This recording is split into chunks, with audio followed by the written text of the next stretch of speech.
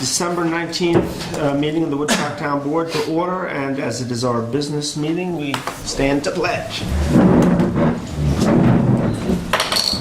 Pledge allegiance to the flag of the United States of America and to the republic for which it stands, one nation, under God, indivisible, with liberty and justice for all.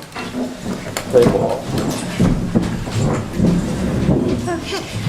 Okay, the first item on the agenda is public be heard. I only have one, Jill Fisher. Jill? I just wanted to say that I got a look at the report on the comprehensive plan report survey. And I thought the committee has done a great job. It's gotten a lot of good Phenomenal job. gone to all parts of the town, and I just wanted to make sure you knew that we're watching and excited to see what comes out of it. I think the range of ideas were fabulous, and hopefully we can do some exciting things here with stuff. I'm looking forward to it. I wanted to compliment, make That's sure good, that you yeah. knew that. Did you see the survey? Yeah. That's what you looked at.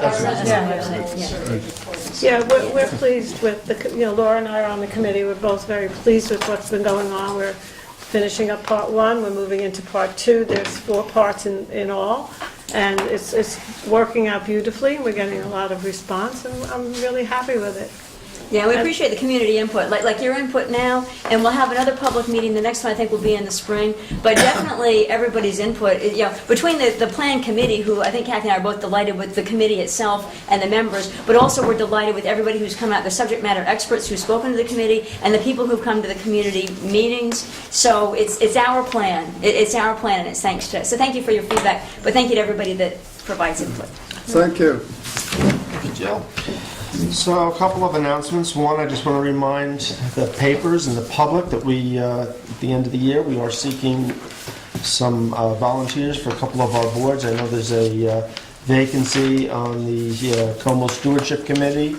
I believe we have a vacancy on the Ethics Board. I believe we have a vacancy on the Planning Board as well. So if there's anybody interested in coming out and getting involved, call the Supervisor's Office. 679-2113, extension 17. The other announcement, I got an email late today from Bill Rudge at the DEC to inform me that the new Meads Mountain Trailhead parking lot on McDaniels Road is officially open. There'll be a formal dedication in the spring, but for now the parking lot is open.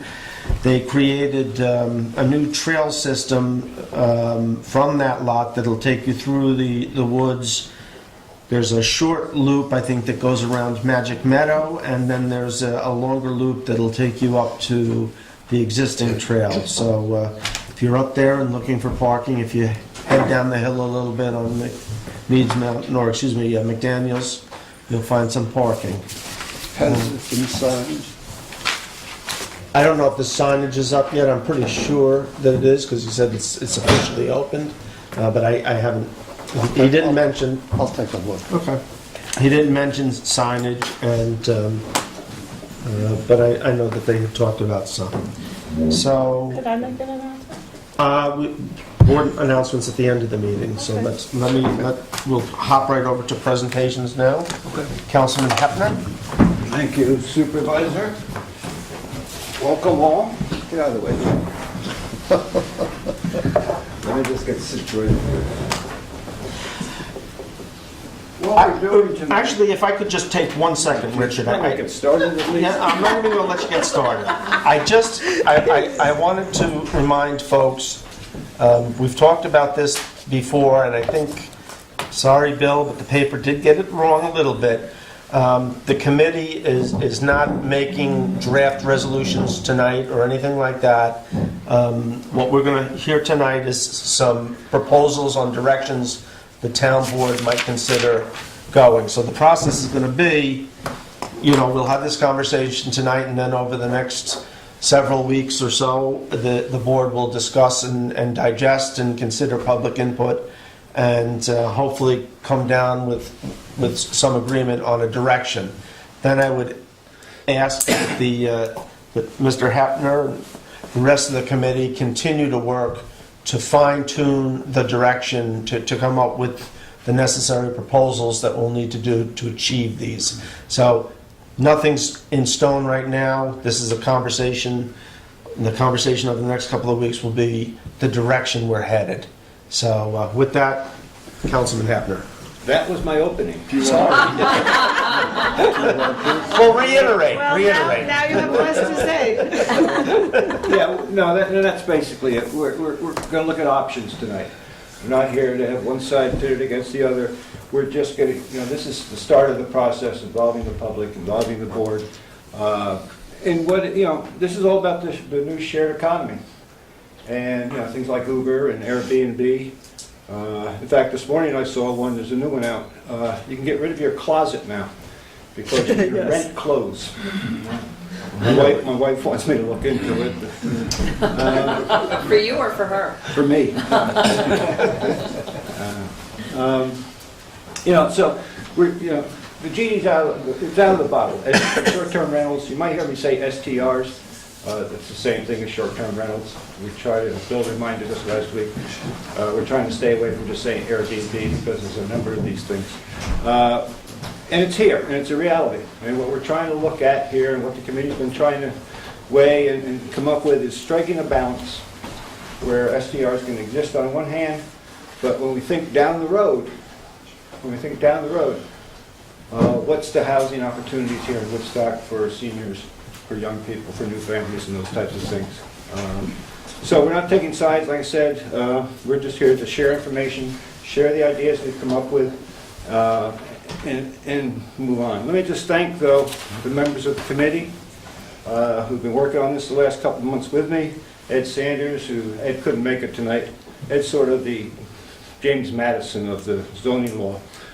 That's a history joke. Lauren Rose, Councilman-elect, Paul Schultes, they both have extensive planning board experience. Carrie Muldoon, who has been a Airbnb renter.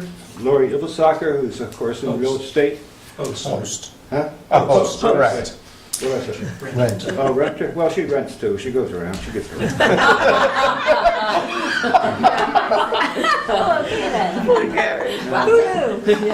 And this was our mission, basically, as Bill described, and spoke with me about, to offer solutions, suggestions to the town board to strike a balance in the short-term rental market.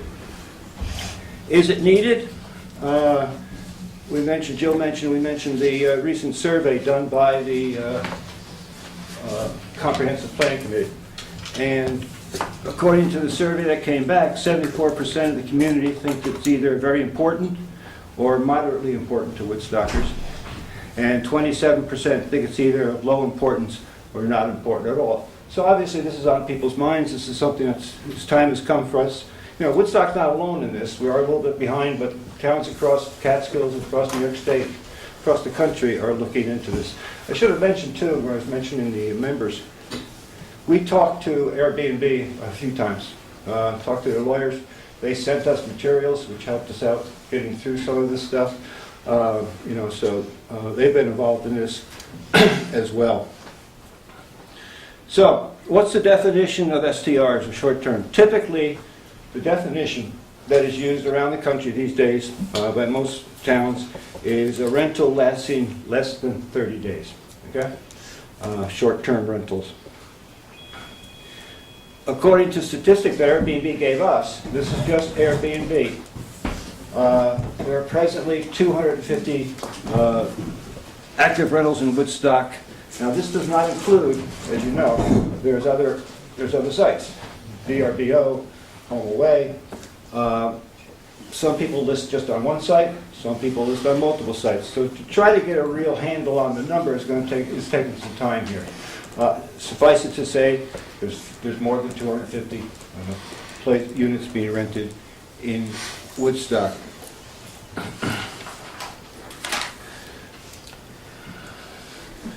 What are the pros? If you're a renter, if you do rent, you know some of these things already. They allow residents to earn extra income, of course. It brings tourism in, and that benefits our town's businesses. They provide affordable, comfortable places to stay. allows visitors from outside the area to get to know our area and our folks. Some say it provides enriching experiences between the host and the guest, and if regulated, can provide the added income through fees and taxes to the town, and in some respects it can even offer some employment. And we can talk about that later a little bit more. The cons, and we all know those, and folks have been coming to the town board and expressing their opinions on these. There are the nuisance issues, noise, traffic, trash, and feeding the bears, basically, speeding, an influx of strangers to the neighborhood. Could be unsafe because certain places don't meet fire and safety standards. Does it destabilize and disrupt community by driving out long-term renters? Does it compete with accessory apartments and reduce the availability of affordable housing, especially if hosts are allowed to have more than one listing? Can they turn into an event establishment, which we've had a couple problems with that. Parking, well, Woodstock's always got a parking problem. So, and they actually right now have a competitive advantage over businesses that are legal, quote unquote, in town, B&Bs that have registered, because they currently don't comply with regulations or pay fees either to the town or to the county. So, let's look at the zoning law for a minute. What's actually in the Woodstock zoning law regarding B&Bs? This is it. There are two categories. B&B establishment, the host and I want you to pay attention to the wording here because the phrase resident host is important. All right? Resident host in a private single-family home in which at least 3 and not more than 5 rooms are for rent within private residence, no more than 10 occupants. B&B home, smaller operation, but again, resident host, somebody's there, in a private single-family home in which at least 1 and not more than 2 rooms are for rent within the private residence. It shall not have more than 4 occupants. They're also going by this formula which I think it was Airbnb told us to follow, or suggested we follow, that basically you figure 2 people to a bedroom, right, in terms of capacity. What's currently not in the zoning law? Short-term rentals of homes not occupied by the owner. That is nowhere in the zoning law. And that's probably the biggest thing we got to grapple with as a board and what we're going to do. What have other towns done? And some of the research we've done and some of the materials supplied to us by Airbnb, and you can go on the web and find all this stuff yourself. Some towns have just left it wide open. They've not done anything. Some towns have actually banned all short-term rentals. All right? More than likely, and we're heading in this direction, I think, and most towns tend to go in this direction, where you create a system where short-term rentals are regulated, including an application process, inspection, there's a fee, and there's some form of enforcement. Now, you can also, and this was recommended by Airbnb, and they showed us some materials they worked with, I think it was Portland, Maine, where the town can actually limit the number of short-term rentals within a town. Okay? That can be done either by number, first come, first served, or it can be done by a percentage. Most people opt for the number. So, what do we have to consider here in Woodstock? What does the board have to consider? What does the community have to consider? If we're going to begin to have some control over short-term rentals, we'll need to discuss the application process. Now, the building department already does have an application for B&Bs. The committee has sort of come up with its own application, which will kind of merge and work out as we go forward, if that's what we're going to do. Fees need to be set. How we're going to handle inspections and ensure safety needs to be addressed. Depending on what the board does, there may be a need for zoning changes. All right?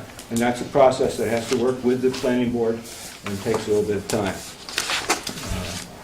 We're looking at trying to, and this is one recommendation we will make because it may help alleviate some of the nuisance problems, requiring hosts to have a posting of rules and regulations. And I'll get into that in just a little bit. And then there'll be an enforcement officer. By enforcement, I'm not talking about Robert Mueller coming and investigating your emails here. I'm talking somebody who can handle this whole process and oversee the process and deal with complaints and things like that. We're going to hold, I just want to ask, is this going to be available to us so I don't have to take these notes? I don't know. Yes, we'll make it On the available. website. Yeah. We can put it on the website, okay. There'll be a test afterwards, too. All right. So if you're an applicant, basically what you're kind of looking at, I mean, if you're going to have a home and you want to rent out, basically what you're looking at is you'll need to fill out a yearly application. All right. This is how most towns are doing it. They schedule an inspection. All right. We're suggesting, too, just as a matter of common sense, you might want to check with your insurance company. Richard, I'm confused. Are these your recommendations, or are No. these still in the category of These are still options that, Okay. yeah, they can all be switched around, they can be. Gotcha. But I would suggest, as a recommendation, that people do check with their insurance companies, because insurance is not equal everywhere. Towns seems to, and we'll get to this again in a second, be informed about local laws, such as noise laws, and things like that. And this handout that I've been talking about. But let me jump ahead here. What you're looking at is trying to create an application process. Some of it's obvious, name, address, email, whatever. The town should probably need to know what other towns ask. Is it owner occupied or is it not owner occupied? Right? That will make a difference if the town decides to allow non-owner occupied short-term rentals. One of the biggest questions, again, especially with non-owner occupied, is who can respond to an emergency 24/7? Who is that person? All right. If the owner doesn't live here, who's going to take that on if there's an emergency? If the owner's there on the premise, that's not a problem. Okay, that's not a problem. Number of bedrooms, again, that'll probably, what towns, what I said before, towns tend to assess fees based on the number of bedrooms.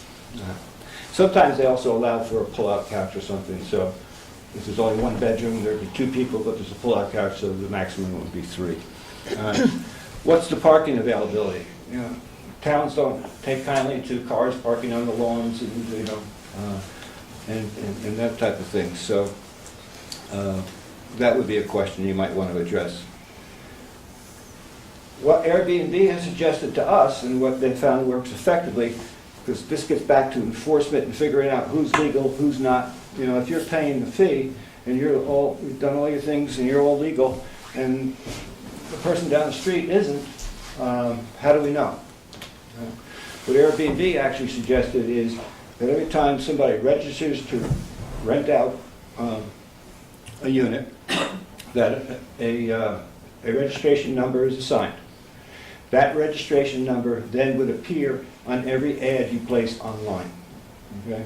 So when you go onto Airbnb and you fill out your forms or whatever it is, there would be a Woodstock Town registration number. That way, the person in charge of overseeing all this knows you're legal. It's as simple as that. This gets to the handout posting that some towns use. Right? This won't solve all the nuisance problems, but it might help. And the committee looked at some of these things. What should be available to the person who's renting your place? And these are just examples. There could be more, there could be less. What are the emergency numbers? Is there an escape plan in the case of a fire? What is the trash schedule? You leave on a Sunday night, the trash isn't picked up the Wednesday, and you're putting the trash out on the street, and the bears will thank you, but your neighbors won't. Is there a noise ordinance that you got to worry about? And the town board is actually looking at something like this now. Are there event restrictions? Are you allowed to have a wedding every weekend or something like that? Or are there parking rules? Our famous leash law? What if somebody wants to start setting fireworks, comes up here in the middle of August, we've got the worst drought going. So those types of things will have to be looked at as we go through with this. Part of the enforcement, and again, I believe this also came from Airbnb, Bill, I can't remember, but part of the enforcement that some people use, or some towns use, is if there's a persistent violator. This won't apply to 99% of people. But if there's a persistent violator, you're constantly getting noise complaints, or whatever it may be, okay, and they're verified, okay, some towns say, in the number, you pick your number, but some towns say 3 violations and you lose your right to rent for the year. You got to come back next year. But you're basically off the charts. This may need a board to handle this, or there could be an enforcement officer. We're not sure how that would work, but some towns do both, have one or the other. But that's important.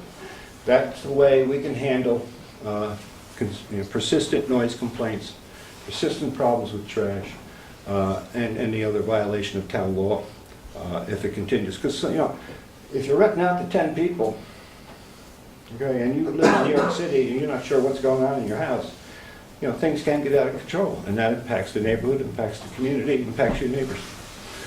All right, fees. This is probably going to be one of the more difficult areas the town's going to have to look at. Right now, there is a $50 fee for basic B&Bs. I mentioned before, there's home B&B, right, and establishment B&B. You can keep that the same. And most renters in Woodstock fall under those two categories. Right? Owners present, right? Small operation, maybe 1 or 2 rooms or something like that, or accessory cottage, and they live on the property, and that's basically it. And there's an inspection, and all that's handled very nicely. That's going on now. Right? That's all happening right now. The problem you run into then is, what do you do about the non-owner occupied homes? Right. First of all, that's going to require something to do with zoning. What has been done in the past? We'll get to it. We'll Get to it. But the answer is nothing. Okay. They're called motels. Yeah. No. Come on, let us finish. We're basically, and the fees are, these are up for examples, but they're modeled after some other communities.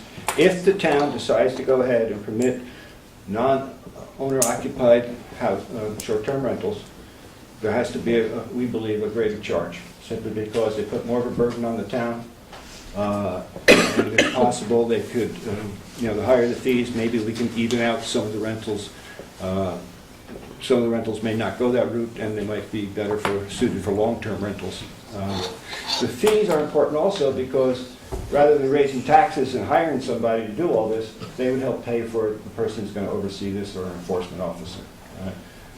That's basically where the fees would go. They're not going into anybody's pocket or to general fund or anything like that. But again, base it on the number of bedrooms. But again, also, will the town go this route? That's what we got to decide. That's probably the most critical question. Oops, excuse me. If we do go this route, if we start permitting non-owner occupied housing in Woodstock, there's going to be a need for zoning changes. As I said much earlier, it's not in the zoning law. So there'll be a need to change, and Paul, if I get this wrong, let me know. But you're going to need to add a definition of short-term rentals in the zoning law. You're going to need to update the use table and where it's permitted. Okay? Do you want to permit short-term rentals in the flood zone? Okay. Do you want to permit them in light industry zone? That's what LI is, light industry. Do you want to put it in an R8 or R5? Where do you want it to be? That's going to have to be addressed. You have to look at the application and how that's going to be worked out. And like I said, this requires a notice to the planning board. Was it 30 days, Bill? 45 days? It takes some time. It's at least 30 days. Yeah. The town board just can't do this. It has to be done in conjunction with the planning board. Actually, I think maybe it's 45. 45. 45? Some other options that we would pass along to the town, the committee wants to pass along. As mentioned, the town can limit the number of STRs by number or percentage on a first-come, first-served basis. The town can limit the number of STRs owned by one owner/management company. And these generally relate to STRs in which the owner is not there. This is somebody coming in, buying up 2 or 3 houses and running them through a management company or something like that. And that does happen. Great, it happens. The town could limit STRs in certain districts, as I mentioned. In other words, do we really want them in a flood zone? Maybe not. Not a good idea. So what's next? We continue this discussion. I really feel strongly that we need public input on this, on both sides of the aisle, and have that, along with the board's suggestions, begin to shape the details of whatever regulations we're heading towards. We need to begin to work with the building department and the planning board and bring them further into the process and get their recommendations. And as plans take shape, we will continue to update the community like here tonight. We would certainly vet any final plans or regulations before the community and eventually present to the board for adoption. It's going to take a few months for all this to happen. My personal hope is we can get this done before the next season, this next summer season. We'll see. We'll see. But that's where we are. Again, we're looking for options. We're looking for suggestions. We know there's problems, but we also know people appreciate the income they get from these, and we're just trying to work that balance as best we can. Not everybody's going to be pleased probably when we get to the last part, but we'll do the best we can. All right? Done? Yep, done. So what I'd like to do first is just bring it back up to the board for a couple of minutes. As I see it, there's really 3 major directions we could take this. We could continue to ignore it, I suppose, but that's not really going to happen. We could eliminate the Airbnbs that are not legal, permit the ones that are, and continue along in that direction. Or we could move to regulate, to permit and to regulate. So those are the 3 big ones that I see. Let me just clarify, those that are now legal, or the owners on the premises, okay, they would still fall under any permitting. Correct, and technically, when we say that they're legal in the sense that they're permitted by the zoning law. They do need to be. They would still fall under They the do application need process. applications, and therefore they're not legal if they don't have that application. But there's a process already available. So Laura, I'll start with you. Any general thoughts on which direction you would like to see us move? But I also had some comments on the presentation, and I held them until the end. Okay. So I can just go through those.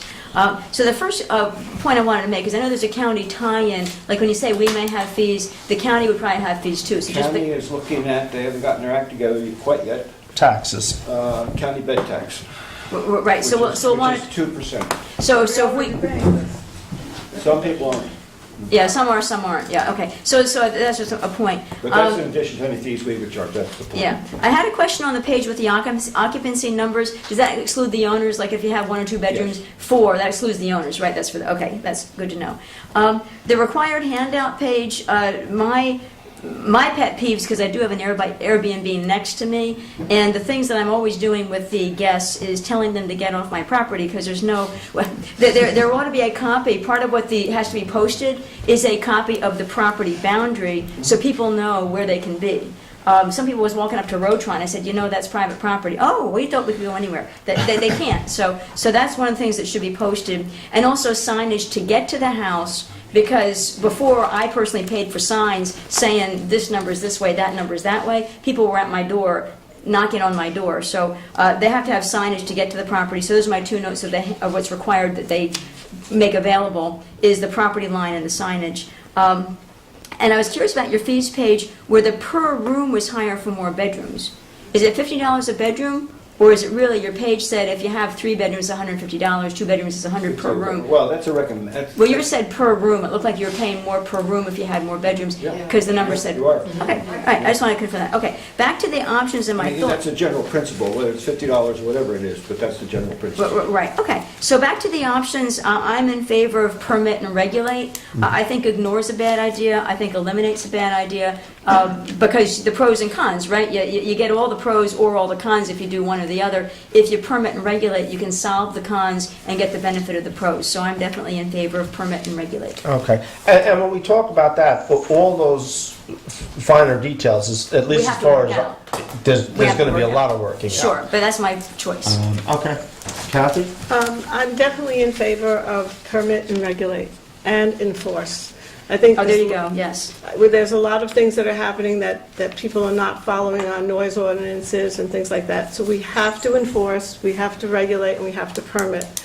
Regardless of whether we decide to go with owner-occupied or non-owner-occupied, I prefer owner-occupied. Otherwise, I feel like it's a hotel. Then we have to change our zoning laws, which we can do, which you all can do when I'm not here.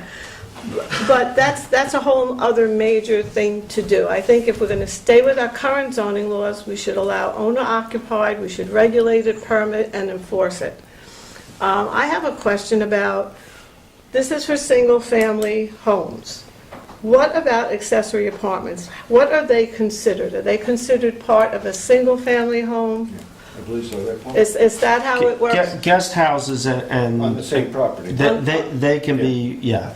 So I just wanted to make that clear, because I think there was some question about if your accessory apartment has a kitchen in it, are you now considered not a single-family home, or what are you considered? Can you still follow the rules for Airbnb for a single family if you have an accessory apartment with a kitchen? And I thought that, as far as I thought, it was all the same.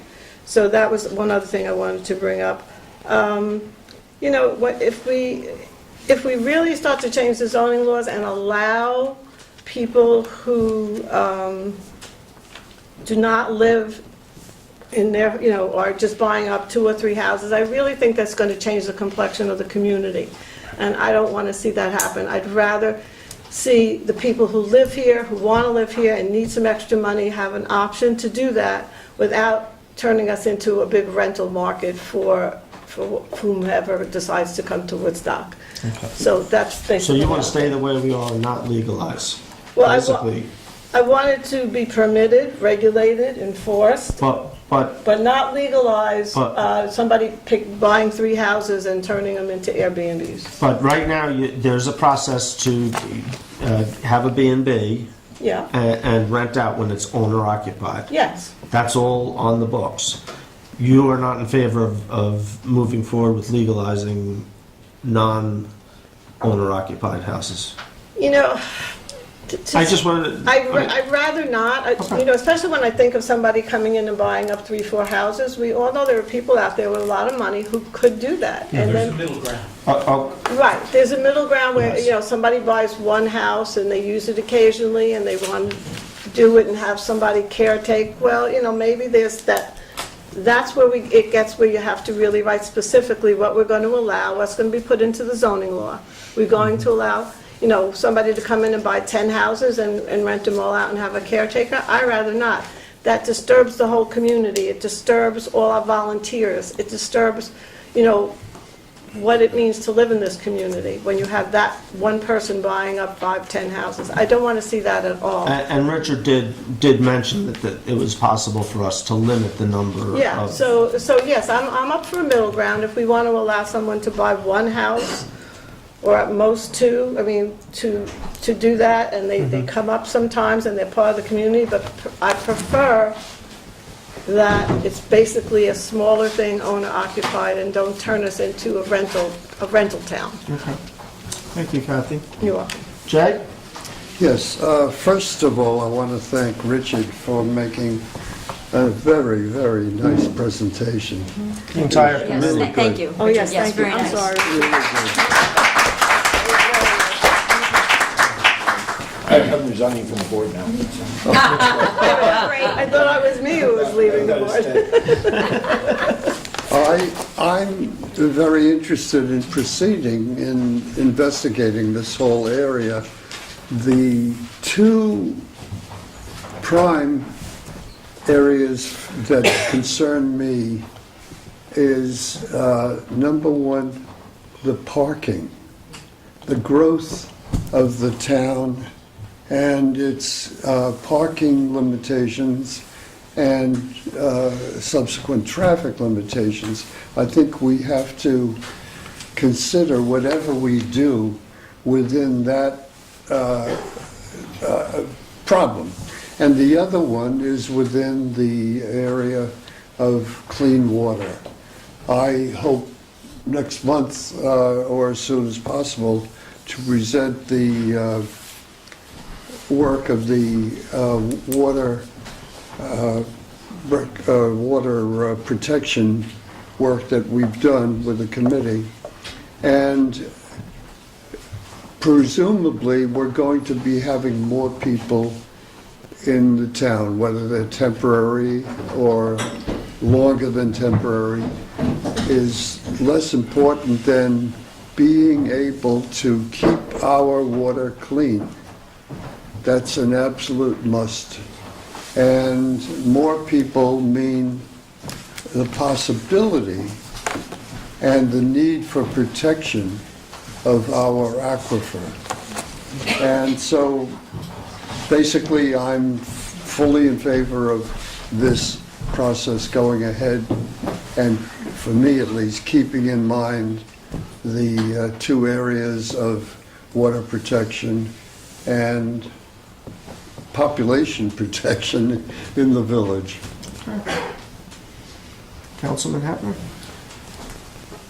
I'm a little mixed, in part because I think we could work with a limit on some level, particularly with the folks who are here 2 times a month and rent the other 2 weeks. You know, I think something could be worked out there. But I'm also very concerned, being a town historian, with this notion of community. And that's why I said right at the beginning, think out 10 years where this could lead. And in terms of the demographics of the town. And you know, if you look at that comprehensive plan survey, we are decidedly aging population. Where do young families come in, new families come in? Where do young people find a place to stay? And also, actually, if you look at the comprehensive plan survey, one of the greatest needs expressed or things that people want for this town is some form of senior citizen housing. So all these things come into play, and it's a mixed bag. You know, I worry about where the people who drive our snowplows are going to live. And I worry about silly things like how many Little League teams we have. We're down to 1. These types of things are part of the community. That's the community I'm talking about, and particularly with young people. I asked a question during the campaign. You know, if you're a young artist and you came to Woodstock, where are you going to live? Mm-hmm. So and that's why I keep coming back to this balance. I know folks, very good. You know, everybody. I know lots of people who rent short term, and some of it is much needed income, and I understand that. And God bless them. And let's help those folks out. But we need to get that balance. Again, I'm strictly opposed. I would propose personally that no person be allowed to come in here and just simply buy up houses and rent them out through a management company on short terms. I just don't think that's Woodstock. Yeah. And Bill, can I add one thing? Because we got under the owner-occupied versus no. So you know, I do agree with not owner-occupied, but I'm 100% in agreement that we need to limit, because I think, as Kathy said, maybe having 1 or 2 being the maximum that somebody could own, and that ties in with what Richard just said about you can't just come in and buy up. I think it would be a terrible thing to allow businesses to come buy up the whole town. Mm-hmm. I do believe that one of the regulations would be limiting to 1 or 2 what a person could own. So I'm okay with not owner-occupied with a limit of how many an owner could own. Okay. Councilman-elect Rose. Yes, sir. You'll be sitting up here in 2 weeks, so I'd like you to weigh in. Well, I think I would echo what Mr. Hedner said. We have to decide whether we want to be a community or a commodity. We're approaching what they call a positive feedback loop. Our volunteer fire company is disappearing. We don't have any children coming up, and and that's gonna feed itself, because then we're gonna have a paid fire company, and that's gonna raise the tax levy, and that's gonna drive more people away. I'm in favor of legislating it, allowing it to go on, because, I mean, pretty much it's kind of the will of the people that's happening. But we do need to get some fees in place so that we can set up an enforcement. I live on a dead-end road. We have two of them up there. One of them's great, you don't ever see anything. The other one, not so much. You know, they like leave the pool speakers on all winter. And so it's problematic. And if you call the police, which I'm not given to do, that's my tax dollar going to enforce that. Right. If they funded it this way, then people be more likely to call on an issue and have somebody go and take a look at it.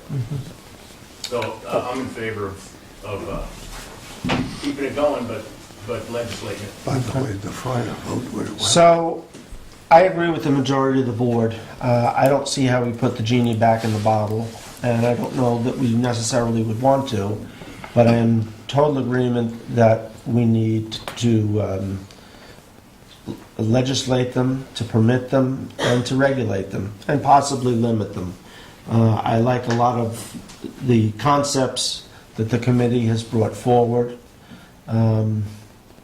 So, you know, unless there's any other objections, I think that's the direction that I would like your committee to continue in the new year.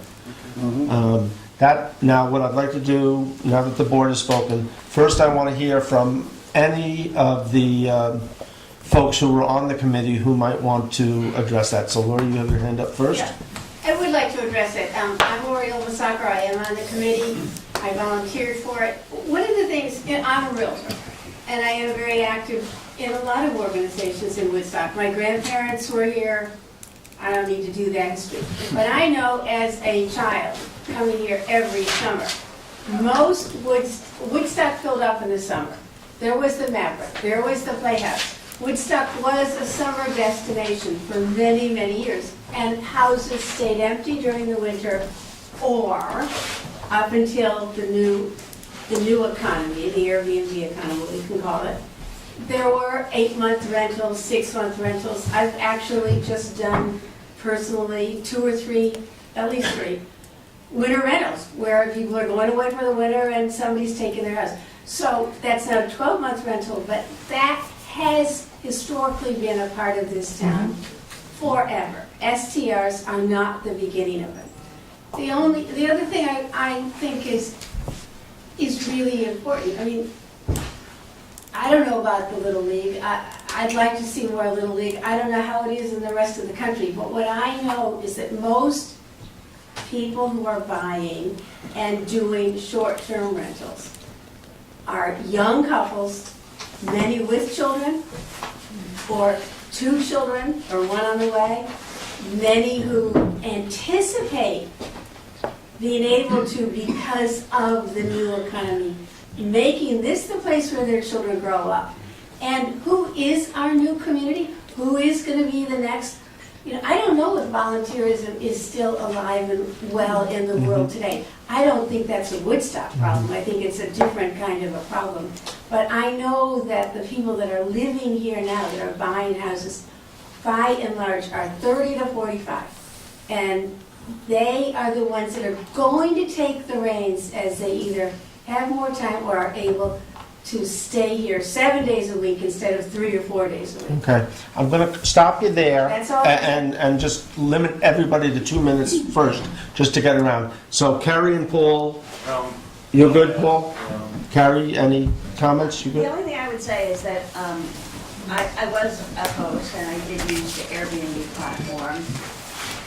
I didn't use any of the others, and I had a fine time using that. I don't do it anymore. But the thing that I did do, because it was an owner-occupied, and the sort of an apartment attached to my house, so I was there. I did actually go through the process and register with the town, get the fire inspection, get the electrical inspection, et cetera, et cetera. And for, for $50 and then whatever it costs for the inspection and, for a total of like $180. I got legal and, if something happened, I know that I can only talk about the Airbnb platform, that they will reimburse you if there's some major issue. I also know that they won't reimburse you if they find out that you weren't legal. So it really does behoove people who are doing this to go through the permitting process. And many people, owner-occupied spaces, actually fall under that permitting process now. Right. So I would urge people who are doing it to do that. It doesn't cost that much, and it could save you some heartache in the end, so. Thank you. You know what, I'm going to start in the back, and Okay. we'll work across and over and back, and, Okay, can I just, yes. I want to clarify something. Lori that brought a good point, because I have neighbors that rent every summer for 3 months, and I have sometimes summer from nightmare. That are not Airbnb, they're not, are you going to enforce those rules on people that want to rent just for 4 months? No. Because then you're stuck with somebody for 3 months. That said nothing to do with that, had nothing to do with This is, at this point, we're just talking about short term. it. Less than 30 days. No. But that's discriminatory, I think. That's the That is not definition. fair, That- That's Because the my defini- neighbors rent for 3 months, and sometimes I have tenants from hell, and I call the police a few times, and they say, well, they have the right, and the owners are traveling somewhere in the Far East. That doesn't necessarily mean they have the right to make noise. I mean, we do have certain regulations, and we're going to be looking at the noise ordinance to simplify that and make that more enforceable.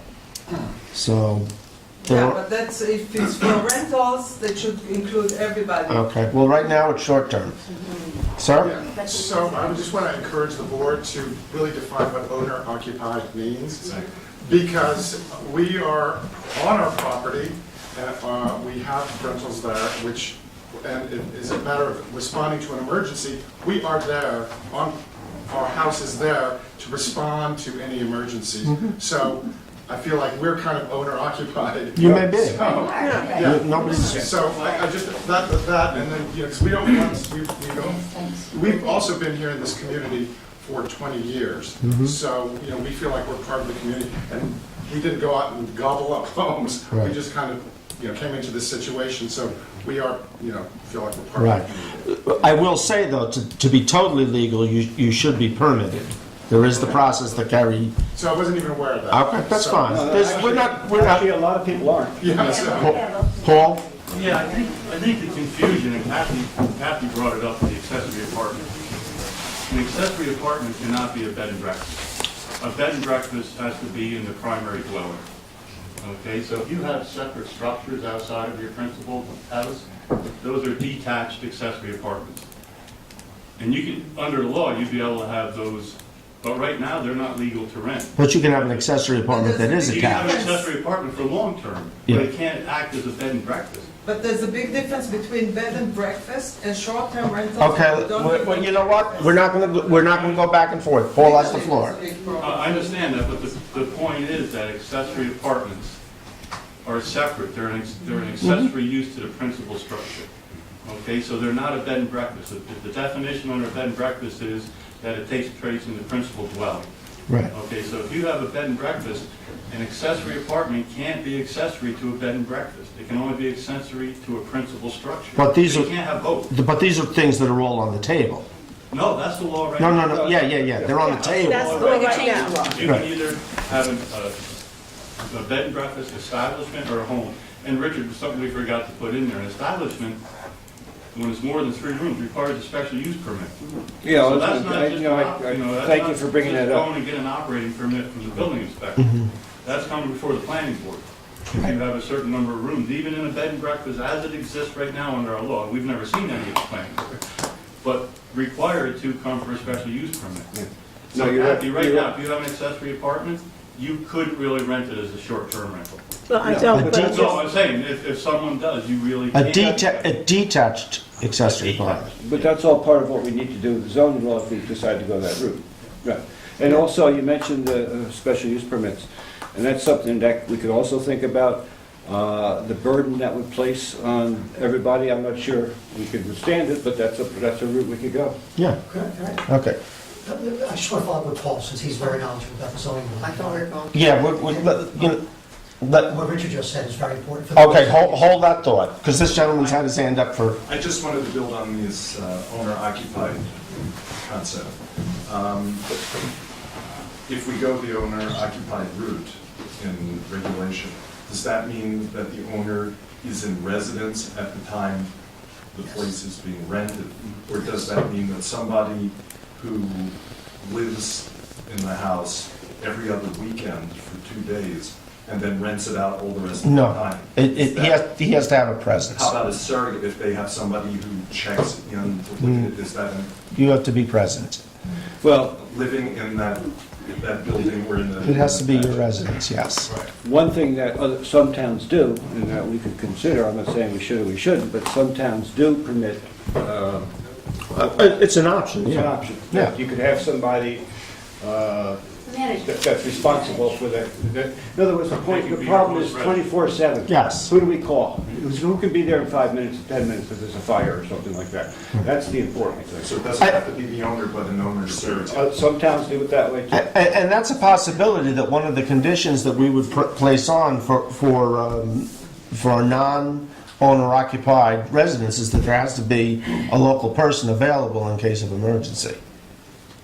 So that's one option, one possibility. And also, I was wondering if there's a way to determine a percentage of time the person lives in the house, could consider them a owner-occupied place, rather than somebody who's there 2 days a month. And now we're getting into the weeds. I mean, So hard to regulate. this is what the committee is going to look at next, is what kind of regulations, rules, and what's acceptable and what's not. Definitions are important. Absolutely. Yeah, can I just say something though? Is owner occupied is just that. When you have a guest there, you as the owner are either there or you're not. If you're not there, then you're not owner occupied. We're considering allowing not owner occupied, but owner occupied, if you're there 2 days and you rent it out the other 5 days and you're not there, that's not owner occupied. Okay, hold on. No. You know what? This gentleman has his hand up. I don't want to go back and forth. I want to give everybody a chance, and then we'll come back. So I'm going to go to you, and then Ron, I know you. So I moved to Woodstock 2 years ago, and it was basically because of Airbnb. Like I had rented up here in a non-owner occupied place, by the way. So I had it to myself because I would never stay with anyone else. Who was it? And so I moved up here. We moved up here full time. We have jobs that are in the city, so we didn't take any jobs up here. So we brought our income and everything up here. We love the town. Thank you. But we do travel a lot, and so we're back and forth. We're usually up here now 4 days a week, and then we rent the house out the other times. And so the house would just sit empty. The woman who owned it before owned it for 10 years, and everyone said she came up maybe once every 2 months. And then so I feel like, this is a great thing for the town. My neighbors all have our number. There are responsible ways to do this without putting undue burdensome stuff on us. But I tallied up, we have had 189 people stay at our place in the last year, which seems like a lot, but it's usually about 6 people a time that rent it. That's how much that's max. And they probably spent about $30,000. We figure about $150 a person. It's a lot of money bringing into the city, and I just want people to know that there is a positive benefit to this. No, I I'm think, very respectful of the neighbors. Without a doubt. And I just want to make sure that, I don't want people to think that this is all negative and that we can work through this to make it. No, and as I said in the slideshow, the pros to this is it brings folks like you into the community. It gives you a chance to know the community better, get to know the people better, and then you decide to move. That's certainly a positive. We recognize that, and certainly the money that's brought in. So, look, keep that thought, Ron. Yeah, just, that one of the things I think, Richard, you did a great job, and I think one of the things that was missing, you forgot to tie in the fact that when you're renting rooms, and one thing that's very important, because I think a lot of people drink the Airbnb Kool-Aid, this is just a booking service. This is a company, an internet company that books rooms or houses around the world for people to rent. There are real estate brokers who've done that for hundreds of years. And people forget that. They think that this is some new great technology. It's a new way to advertise it. It's just a new way of booking rooms. You can go on the Hyatt website and book a room on Hyatt. There's really no distinction. In fact, Airbnb even has a magazine they put out now to show all the different places that you can rent around the world. They're running a hotel booking agency. That's all it is. Now, one of the things that's really scary to me, because I work in this area, as you know, is I represent people who are trying to develop motels. And they go through tremendous scrutiny. I spent a lot of time before the planning board getting a recent project approved, and I think it's grossly unfair. And I believe in the system. I believe in land use regulation. Let me make that clear. And we have to go through a special permit process, site plan review process. It can take a year and a half and $100,000 to get an approval like this. What Airbnb is doing is the business model of Airbnb is to fly under the radar, is to ignore local zoning laws, and then have their lawyers and promoters get on the phone with you guys and try to convince you it's all okay. I disagree with that. I believe in the zoning regulations, and I think if somebody is not going to be in their home, not occupied, and rent out a home, and trust me, my neighbor's doing this, and a lot of people are just buying investment properties to do this. Those are motels. It actually fits the definition. We've said that before here. I know, and that's what the case law says as well. There's some discrepancies in it, but if it walks like a duck and quacks like a duck, it's a duck. These are motels. So then those people have to be regulated and go through the same scrutiny as anyone who wants to develop a motel. And I think one of the things that's of some concern is that the town, having more people come into the town and having it be revitalized is great. But there's a dearth of motel rooms, and I think there's ways to encourage that type of growth where we can go through the process to protect the waterways. When we did the motel project down the road, we had to get a watercourse permit.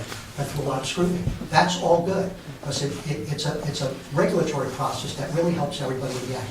I also, I understand that some people also think that it brings new people into town to spend money. Well, a lot of people who've come to Woodstock and planted their roots here, like me and many others, we have jobs, we create businesses, we spend our money here. I don't think you should be fooled by this notion that an investment property that's being rented out illegally to outsiders is something that the town necessarily needs. And I do believe it is taking some good properties off the market that could be utilized by the young couples that we need to move here permanently, where they're going to live in the house. That's the whole purpose of these zoning districts. Okay. But I just want to say one last thing. I'm going to wrap it up. A residential district that's created under the zoning laws, when people need to know if they buy a property from a broker in Woodstock and it's a residentially zoned district, that it's a residential district. We shouldn't go by the law and buy a property to set down our roots in a residence and have our next door neighbor open an illegal motel. Thank you. I just want to talk. Okay, and then Theo. Real quick. We're getting to everybody, Jill, don't worry. I agree. We're getting to everybody, Jill. And I did say in the one slide, in terms of the cons of this whole process, is there are people who do this legally. And in a way, they're taken advantage of because there are people who shortcut it and don't go to the, even just on the small, I got a little apartment in my house, I'm gonna go register and do it right, but the next door neighbor has the same type of apartment, they don't Me pay. for B&B or for regular? Okay. Yeah, just right. But I think it's important that the playing field does get leveled. How you actually do that but you're right, as far as running businesses in this town, just, the PB, no. Theo? Oh, gosh. I'll come back to you in a second. No, Okay, go ahead. It's getting worse. She was joking. Okay, first of all, I have an Airbnb, and without it, I could not pay for the landscaping, the lawn mowing, the roof repairs, the plumbing. I keep it up to snuff, and I use local people. So I don't want to hear that I'm not contributing to employment here. But this young man who's bought here, if he doesn't live in the house when he rents, how is he ever going to get a permit from you until you change the zoning law? Say that again? If he lives He's in not. If he's not there, it's not owner So he occupied. has to He's operate illegally until you change your law. We're going to. Correct, that's what Correct. we're working on. We're not operating. We're not operating. That's why we're here. That's why we're here to look at that. Okay. The lady in the back with the glasses. Yeah. Yes. Oh, this is too late. Center. There's one thing I've been waiting to ask, but just real quick, as a business owner in town, categorically, the more people that come and stay in this town, the better all the businesses do. There's no way to say that isn't accurate in many ways, but that's besides the point. I'm all for regulation. I don't have an Airbnb. I stayed in a bunch of Airbnbs when I was first in town because I had nowhere to live. But I'm for regulation. But I think if you're going to be doing the fine tuning you're doing, you have to find a way to distinguish owner-operated, which everyone hears seems to believe is development, as in I'm going to buy 3 houses and turn them into side motels. And then owner-operated, which means, like my landlord, who doesn't Airbnb, but I think should, who goes to Florida for 3 months in the winter. Or somebody who, a young family, as Lori was saying, who wants to spend the summer here when their kids are out of school, but can't afford to buy a place here unless they're renting it the rest of the year. Or like Michael, who wants to live here for the most part, but wants to benefit from a place that is a high commodity. You know, if I know I could make $1,000 when I go on vacation, it's hard not to pass that up. So my suggestion is this sort of owner-occupied target word doesn't seem to quite include the nuances of the problem. And I think if you maybe find a way to recalibrate that so that you're saying, okay, we don't want developers coming in, or developers is a bad word too, someone with a lot of money who's like, I just want to make money in this town and take away community. But there's a real, it's just not that simple. So that would be my recommendation, Okay. for word use. Thank you. Hi. So we're another group of Airbnb people. We've lived here for years. Our kids grew up here. We live in Woodstock, but we inherited a house in town. That house is our retirement, and you have to consider that. We're 5 minutes from the house. We take care of it.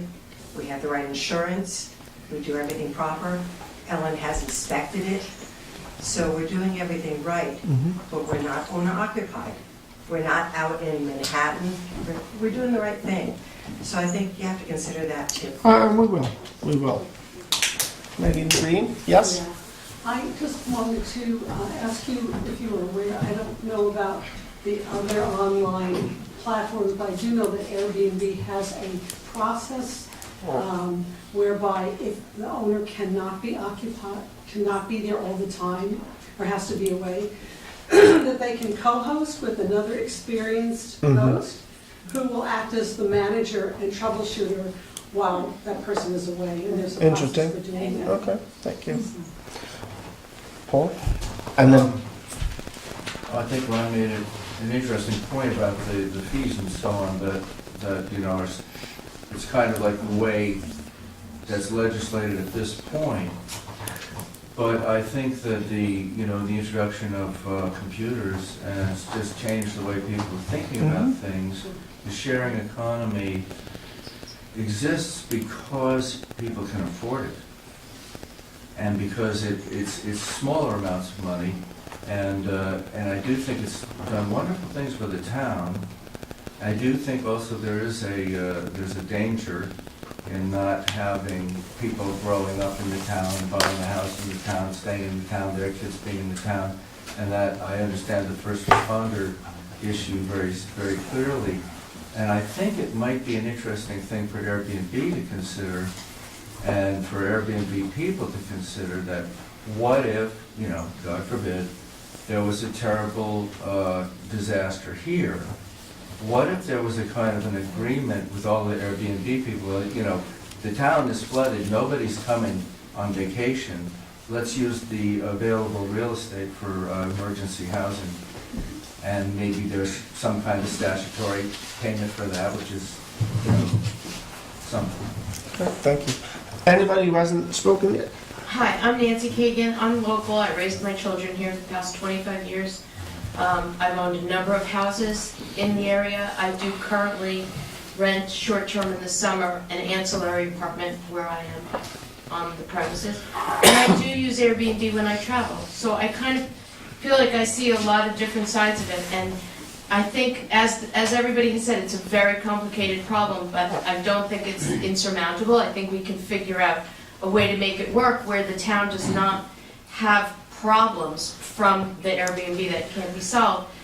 As we were speaking, I had a thought, perhaps there was some kind of a bonus given to, let's say, this lady lives in town and has another house that she owns in town, that for somebody who has, let's say, a full-time rental and lives here, or a full-time house that lives here full-time, if they were to perhaps get an Airbnb permit as a bonus for living here full-time. Or let's say somebody wanted 2 homes, if they rented one on a full-time basis at a lower rent, then you could get an Airbnb short-term rental. You mean like affordable housing? Exactly. But because I know that's a huge problem for people who want to live here full-time, and I used to rent my thing full-time. Like you said, it's hard to want to rent it full-time when you can make so much more on a short term. So maybe there's some kind of a trade-off or a bonus that could be given to certain, to people if they wanted to do both. Thank you. Anyone else who hasn't spoken yet? Yeah. Sir? I don't know how unique our situation is, but we have one Airbnb rental on our property. It is my wife's retirement. And we also have 3 long-term rentals on the same property. If we can't do a short-term rental, we don't live on the property ourselves. We have somebody who is available as the emergency contact when we can't get there. So I think that takes care of that consideration. But if we can't do short-term rental, we're going to have to raise the rents for everybody. And our 2 senior citizens and the young couple and their 2 young kids are not going to be able to afford to live there. So I don't know how often that happens.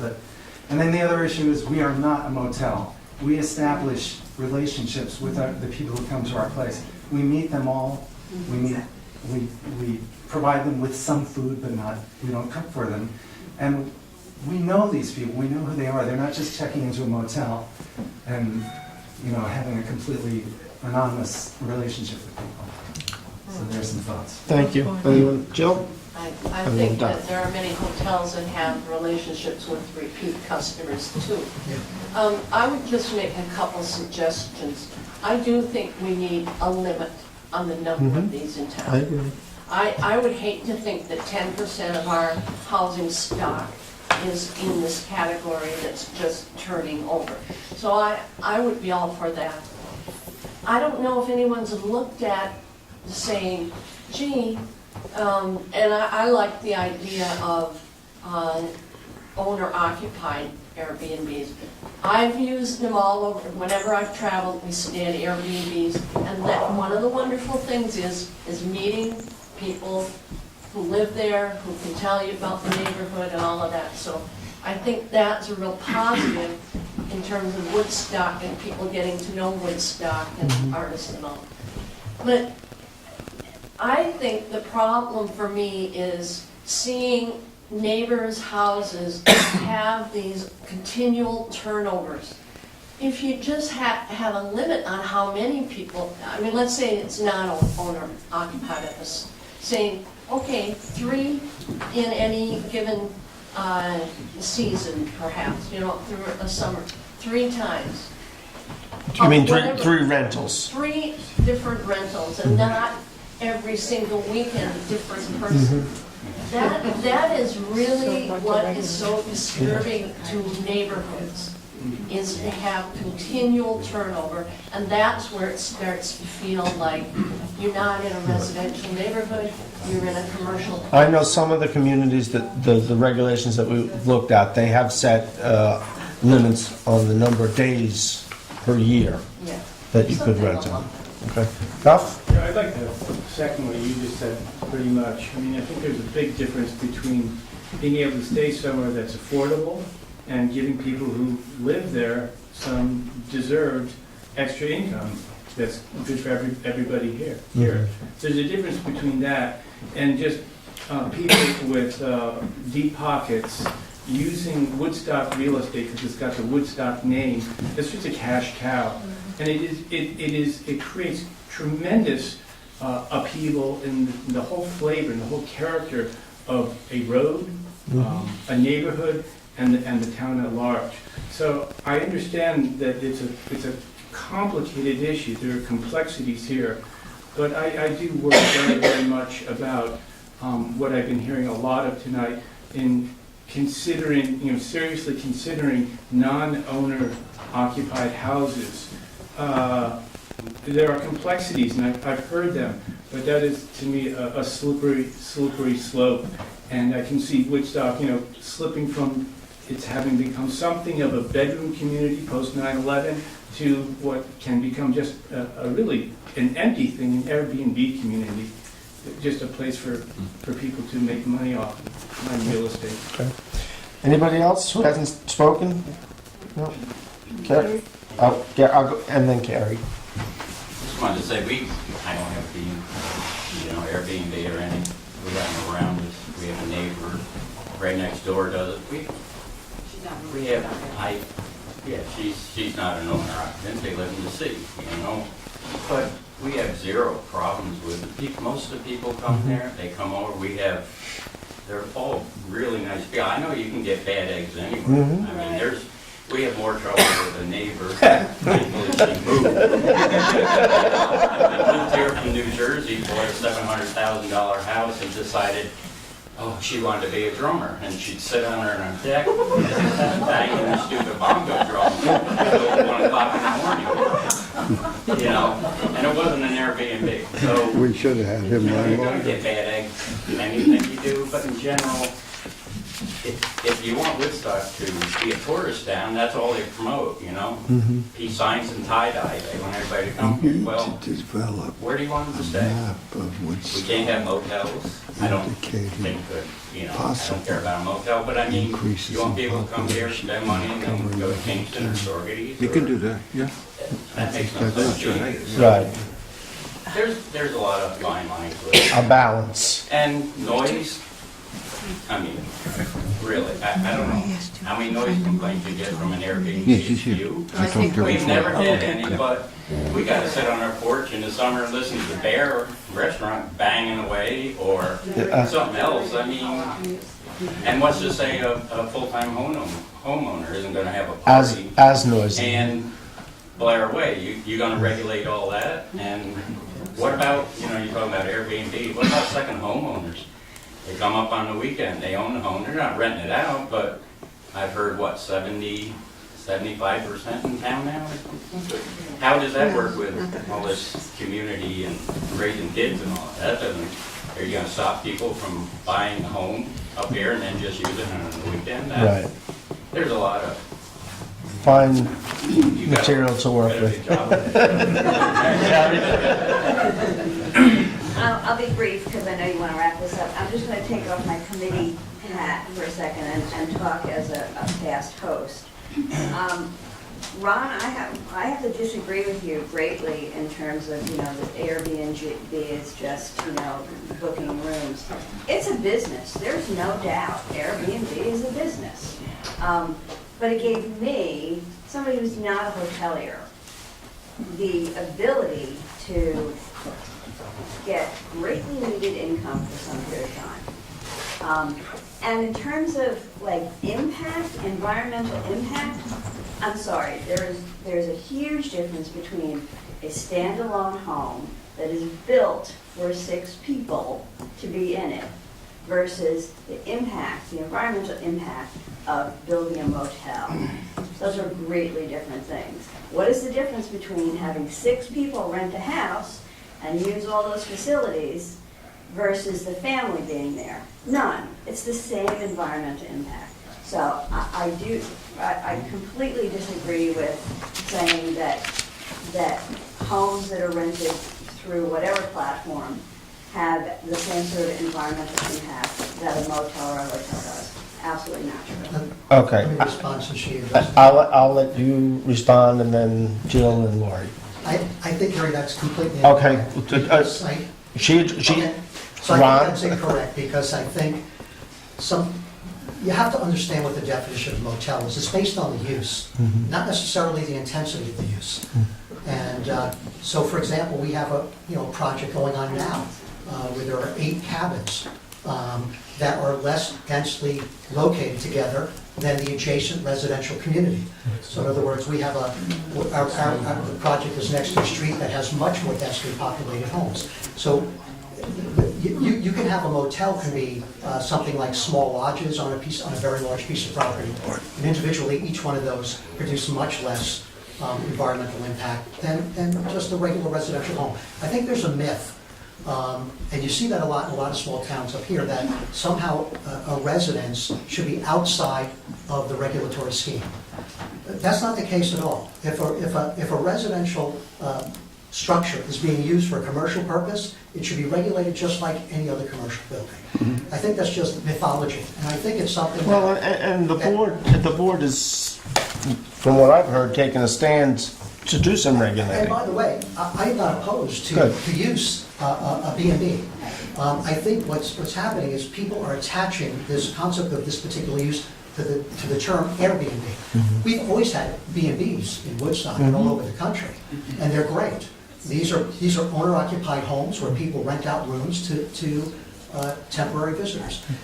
All that Airbnb is a mechanism for renting rooms in those places around the world. Right. I think the distinction is when somebody is not registering as a legal B&B and going through whatever regulatory scrutiny they have to, and they're doing something else, which is buying a property up here and renting it out for a profit. And I certainly understand that a lot of people are looking for sources of extra income to pay their mortgage or to pay for their retirement. And that's a tough economic issue. But I think from a regulatory standpoint, when you talk about land use, you have to make a decision whether or not you're going to zone a particular neighborhood in a town as residential, and what the expectations of the people who are not renting their houses are. This is not just about the people who are renting their homes as a B&B or an Airbnb. This is about what happens, the impact on the neighbors. And that's what land use regulation is all about. It's not just what I want to do. It's about what I do, its impact on the neighbor. Right. And it's true that you can have a long-term neighbor who's very noisy and disruptive, and it's not an Airbnb or an Airbnb or whatever. Yeah. And then you can have You run the gamut. it runs the gamut, but it really has to do with setting up some rules that everybody plays by, leveling the playing field, like Richard said.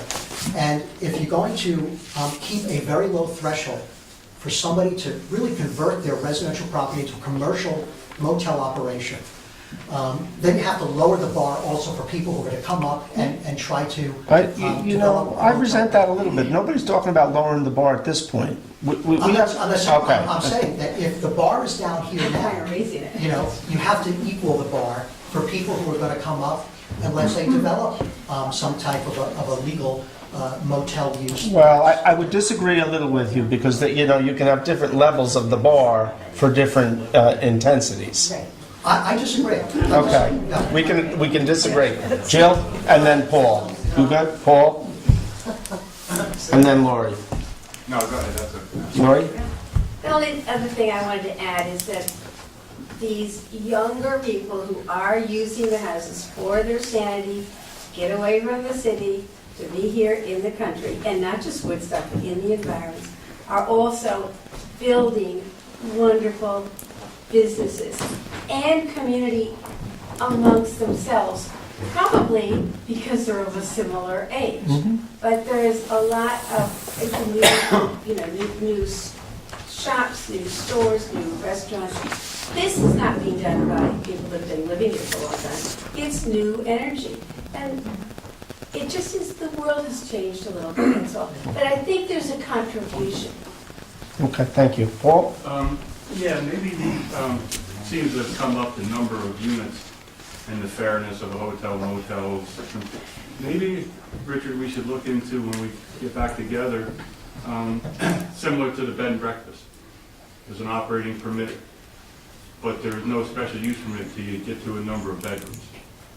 So you could say a short-term rental up to 3 bedrooms is just a registration.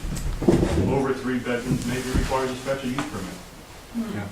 Because that's more of an impact, it's more traffic, it's a bigger house. And it does it because it's required for a bed and breakfast. So to make it fair for the bed and breakfast people, you think you want a level playing field, and it would kind of bring the hotel people, maybe not to the same bar, but it would give more of a review of the site and the impact of the neighborhood when you're talking about the number of people that are going to be staying in the house. And then the other one is the terms. Owner occupied is a term that's in our zoning law right now. Yeah. So that's one that we're using. It really comes down to, if you're owner occupied, and we felt if you weren't there, you could have a host resident still that would take your place, but they would be on the premise the whole time. And our view of that was that if someone's there, it's going to help control the noise, the parking, and all the issues that the neighbors will have. You know, so it's a host and a non-host is really what we're looking at, is whether there's a host in the house, which is basically fall under a bed and breakfast similar, or a non-host, which is a short-term rental. And that's really the two. The owner occupied is just something that it's in the law now for the bed and breakfast law. Gentleman in the back, and then I just want to say that, like, those of us that are using Airbnb already, are already doing a lot of these things. I mean, we already have a list of rules for anyone who comes. We live on property and on our property, and we don't want extra cars there. So we say no more than 2 cars per, we don't want a bunch of people partying. We let people know that we're there. So a lot of these things that you're proposing, a lot of us are already doing, and at least the responsible one of us. And we've never had any noise complaints ever. In fact, I was surprised to hear that there were noise complaints. Oh, yeah. Oh, yeah. So, yeah. I would just say that a couple of things to respond to that. In the last 2 years that this has been a topic of discussion, and every time somebody writes something up in the paper, I usually get a call from 2 or 3 or 4 hosts all concerned about what we potentially might do. And, when I talk about, we may do a permit and an inspection and this or that, every one of them has said, oh, that sounds great, that sounds fine. And nobody has said, oh, no, don't do that. I would also say that there's probably 10 or 12 really problematic rentals in town that we do get a lot of calls about. And the rest of them, we don't get as much calls. And again, I just want to be clear, I don't think anybody on the board, we see there's a real positive and there's some negatives, and we just need to balance it out.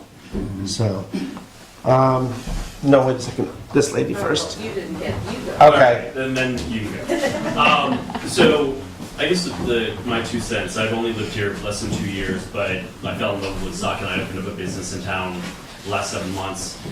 And I fell in love with the fact that the summers, yes, were a little chaotic, but there's so much crazy, wonderful energy coming in.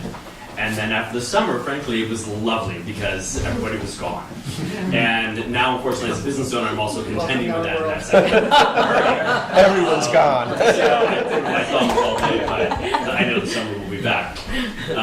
One of the things, though, that I've noticed is that when I opened up my business in town, and this is for an example of what I've been seeing about perhaps houses or buildings, there's been a lot of deferred or neglect on some buildings. Yeah. And when new businesses or new homeowners move in, these places are being revitalized. And I personally put in tens of thousands of dollars into a space, gutted it, brought it back to life, opened it up. It's now, I hope, improved the value and the energy on the street where I opened. And is bringing in more tax dollars to the town. And yay! And Thea's brought up the same point. You've spruced up your home. You're spending more time and energy to improve your. And what I see though, and I have family and friends that are living in Woodstock as well, and they are buying homes. They live here full time. They're buying homes and putting tens of, if not hundreds of thousands of dollars in old properties that were dilapidated, that maybe should have been condemned. And they can only do that because they are now going to, fortunately, reap the benefits of the rentals.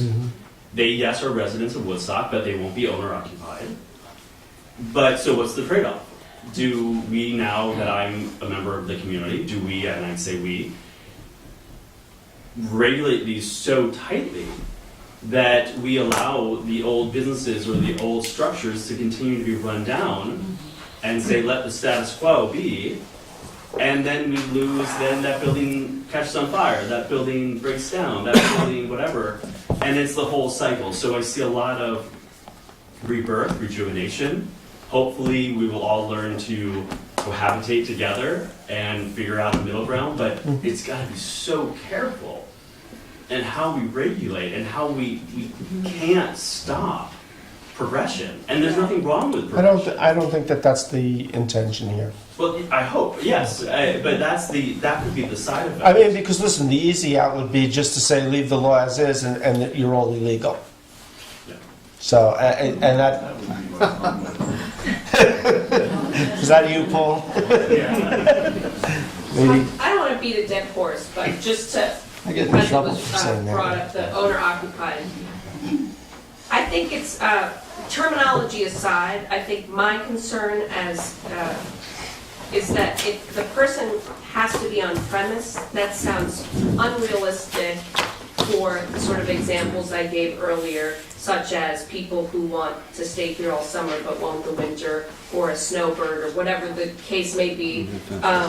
So differentiating that, whatever the term is, that there is someone who is technically, this is their home, they spend time there, they're community members, but they also are going to be benefiting when they are not in their home from renting out that space. And the distinction between that and someone who is just capitalizing by they never lived there, they just set it up basically for renters. I think there's a lot of folks who operate in that gray area. And as a person who has been on Airbnb, and no offense to all the wonderful people out in the world renting their homes, I like a place for myself. I seek out places where I'm not going to be necessary. I want to meet the owner when they come and greet me, which is terrific, but I want my privacy when I'm actually staying there. So just throwing that back in, regardless of the terminology. Okay, the lady in the back and then Lauren. I just suggest if there are 250 or more, 300, whatever it is, short-term rentals, that the town maybe look at the impact to some of those renters who are in a situation where they will lose their homes because they depend on the short-term The rentals. income. I've been here 15 years, and due to changes in jobs and circumstances, we have to rent our home on short-term rental. And we are here most of the time, but not all of the time. It's generally the weekends that we're renting our homes. And I do also keep my home in, good standing. We spend a lot of money in town. We also spend a lot of money on upkeep on the house. And I think it would be a great loss. It would be a tremendous loss to us. This is our whole retirement. And at this point, we're not able to get another mortgage. So if we lose this home, we lose home ownership. So it's real, and I have also stayed in a lot of other Airbnbs in town when I have rented my home, and I have found a lot of people in that situation. People that are not, let's say, quite retirement age, who have been pushed out of job markets or financial health situations that have forced them into rentals. And I think if you're to be fair to, there is all sorts of situations from young people just coming into town and people who have been very vested in this community for decades that desperately need the income. So I don't know what percentage of that 300 is. I probably know 10 that are in a similar circumstance to me. Lauren, I think we all do. Yeah. I think that's very close to our hearts. You have the last word for tonight. For tonight. I think maybe people are confusing them having to be there personally with having someone that's on call. So if there's an issue, let's say you rent it out and people go nuts and they're partying big time, and one of the things we're looking at is there should be somebody on call. Right. It doesn't have to be you necessarily. Right. So that's one issue. The other issue is a wise man once told me that the zoning law should be a shield and not a sword. So if you have no problems going on, then there's no problem. Right? Then it's just a registration fee and life goes on like it is. That's one of the things we're looking at. So I don't see it being a dramatic change throwing widows and children out in the street. That's not what you told me. You said that's the fun. All right, so I would just end by saying this is the beginning of a conversation. It sounds like the direction the board is going to go is to have, to allow, be more permissive, but to regulate. And so what I would ask all folks to do, both pro and con, is to keep that in mind, consider that, and please email me at supervisor@woodstockny.org. Any and all ideas about how we could restrict this, what would be beneficial to both the hosts and the neighbors. Duff, you know you've got a neighbor who's a problem. Send us those problems that you see and possible solutions. And that's, if we all work together, I really do believe that we can come up with a law that's going to benefit everybody. We can somehow cap things off so that we don't see the whole town become one big short-term rental, and we can bring a little extra income to the town coffers, and we can try and improve the situation for the neighbors of all these Airbnbs. Because if the garbage is picked up and there's no bears and there's no noise, there's no problem. So anyway, thank you all for coming. Richard, you wanted to add one thing? I just wanted to thank everybody. This is exactly the discussion I know the committee and I were hoping for, and I hope we can keep this type of thing going periodically. So stay in touch. We'll let you know when we meet again and bring up some further things. But I thank you for your engagement. I learned a lot tonight. So I appreciate that. And can we also thank the committee one more time, because it was a great piece of Great job.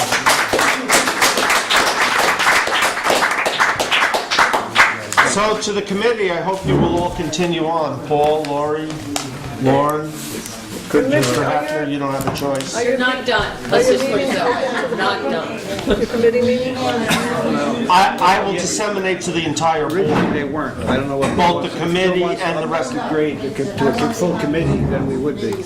She's going to put it up on the website. I think Carrie, ask Carrie, I will email it to Carrie and she'll put it up on the website. So we can respond to that to you. Yeah. yes. All your thoughts, ideas. Okay.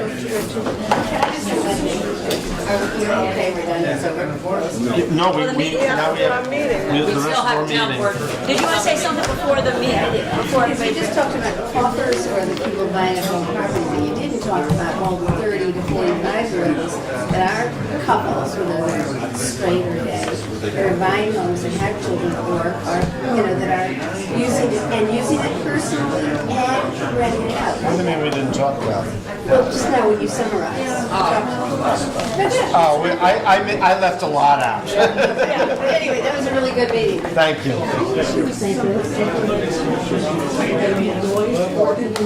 We're working on it. There isn't. We're working. Okay, so, yeah, and thank you again for the... There is still a problem. We have right now, we don't have a noise ordinance, we have a section of zoning law that limits the decibels. The problem is that it has to be the building inspector, who doesn't work at nights, and it requires an expensive meter that's hard to keep calibrated. We actually, if you call me in the morning, I can tell them we're working on an ordinance based on the one from the village of Sawtooth. So, hey folks, I'm going to ask you to take it outside so we can just finish up our meeting. Thank you very much. And happy holidays. To you. Yes. Okay. Be it resolved to accept minutes for meetings held. We can't hear the tape. Guys outside. Be it resolved to accept minutes from the meetings held on November 21st, 2017 and December 12th, 2017. Second. All in favor? Aye. Aye. Be it resolved to accept town clerk's report. Second. All in favor? Aye. Aye. Be it resolved to authorize transfer per transfer sheet. Second. All in favor? Aye. Aye. Be it resolved to authorize payment of ordered vouchers in the amount of $103,992.89. Second. All in favor? Aye. Be it resolved to schedule the year-end meeting for December 29th at 4 p.m. at the town offices. Second. All in favor? Aye. Be it resolved to schedule the 2018 organizational meeting for January 3rd at 9 a.m. I'm at the sorry. town offices. Tell me, so January 3rd, not January 2nd? No. We want January 3rd, 9 a.m. Can you tell me what day of the week that is? That's a Wednesday. Can it be 9:15? Oh, Laura. Why have an 8 to 9 meeting every morning? Well, if you want to be there at 9, if that's a problem, is that a problem? All right, 9:15. Okay, thank you. 9:15. 9:15. On January 3rd, okay, so January 3rd, 9:15. At the town. second. I second it. All in favor? Aye. So it is in fact 9:15, January 3rd. Yes. AM. Yeah, yes, AM. You Okay. got it. So I had a quick announcement. Yes. Basically, I just wanted to thank everyone in town for the past 8 years, saying it was a pleasure to serve. I enjoyed it tremendously, but it was time for me to step down, and I felt it was my choice not to run again, and I know I made the right choice for myself.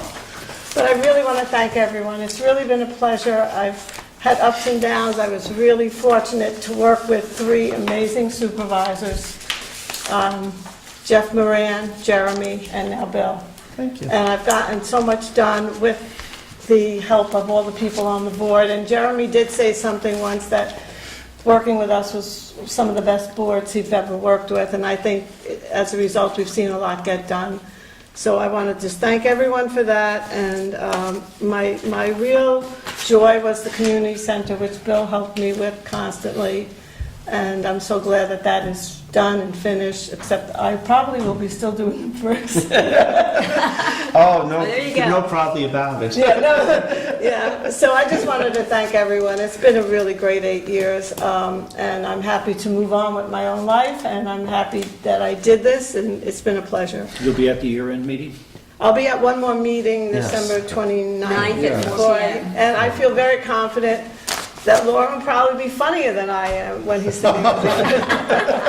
That's not, no. But well, Kathy is, Kathy, Not intentionally. Kathy, I would just say it has been a great 8 years. We've had some ups and downs. We have. But we did have a great board, and you know what? You, Jeremy, and I guess I have to throw that old curmudgeon in there. But we refurbished a town hall and a community center. I know, we've done, and the parking lot, and the waterfall park, I mean, we've just done But some those really major projects. Those were 2 big projects that we got, you know, and I like to say it was on time, on budget. We worked really hard. Yeah. And I'm proud of those things. And you know, I think if any one of us hadn't been there, you, me, Jeremy, it Might not have gotten done. I don't think it would have been done as well. I remember when I started 8 years ago, we were concerned somewhere along the first few years that there were so many empty storefronts in town, the town was falling apart. You know, not really falling apart, but it was just kind of not really progressing and moving forward and looking better and being more productive. And we part of our policies was to try and get the town to, you know, get improved and make business happen. And I think it was subtle, but it slowly happened over the past 8 years. Yeah. And I think that was a result of all of us working together. But I've been really proud to be part of that whole improvement that I saw take place between the community center, the town hall, the parking lots, the waterfall park, the storefronts. I mean, all these things just happened slowly with a lot of hard work from all of us. The downside, of course, is that we've made this damn town so desirable Yeah, now we're all these people are that everybody wants to an come, Airbnb. at least for a weekend. So now it's like, okay, how do we slow down the progress? But I'm just saying, it's been a great 8 years, and I appreciate working with everybody, including the employees, who have been just phenomenal. I mean, the highway department, this office, I mean, all the departments upstairs. I really thank all the employees for being such wonderful employees and making every day a pleasure. I must I'd say, like there's to one say- thing I didn't like. I really stopped reading the Woodstock Times, but now I think I'm gonna read it again. But I'll tell you I love Nick. Nick's great. read at least the meetings on the, I do the read- articles on the meetings. I Nick do does a read the good articles job. on the meetings, but there was sections of the Woodstock Times I could not bring myself to read after a while, but I think the letters. I love yes. the letters. But now I guess I'll start reading them again. Jay, I'd like to say that there have been a number of times when we've had strong disagreements. Yes. And there have been a number of times when we've had wonderful, soft, idyllic agreements. And what you've said is very moving, because it's going to move me around to the corner here. Because Lauren is a much bigger physically person than you, and I'm not going to be able to see past him. So I'm going So I guess I'm That might currently be- at this end. that might be, It's all right, I'll sit here. I'm pretty happy here. This is I'll sit There here. you go. do you like that? Do we like this arrangement? Yeah, yeah. It's good. Might be the new arrangements. Can I just say something, Bill? Yes. I just have to say. Well, before we leave Kathy, or is it still on Kathy? Still on Kathy.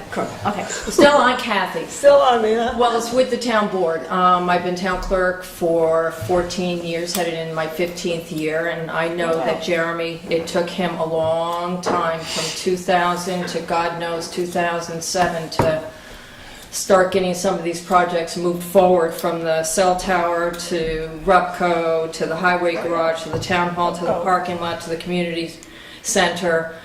He did tremendous work with capital reserves and capital projects, which is why the town is in such good shape. But I have to also say that it's because of the boards. The boards have been wonderful. I've had the pleasure of working with a lot of different people.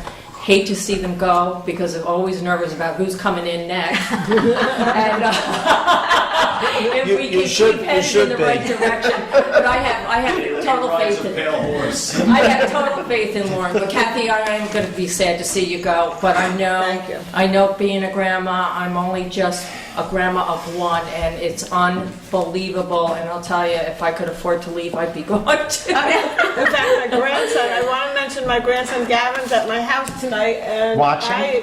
No, he's watching the Minions. He had a choice: a 6-year-old watch Grandma on TV, people talking, or the Minions. I think he picked the Minions. Not the Senate budget vote?